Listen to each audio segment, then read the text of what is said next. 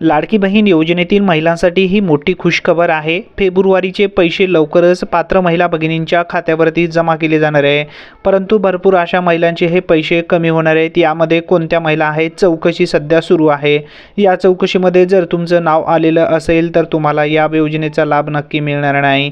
घरपोच ही चौकशी सुरू होणार आहे। कोणती चौकशी होणार आहे याबद्दलची तर माहिती आपण या ठिकाणी जाणून घेणार आहोत। ज्या महिलांची चौकशी होणार आहे, ज्यांच्या घरी 4 व्हीलर आहेत, अशा सर्व महिला भगिनींची नावे या यादीमधून कमी होणार आहेत, अशी माहिती महिला व बालविकास विभागाकडून देण्यात आलेली आहे। यांची चौकशी परिवहन विभागाकडून थेट प्रत्येक अंगणवाडी सेविकाकडे पाठवण्यात आलेली आहे।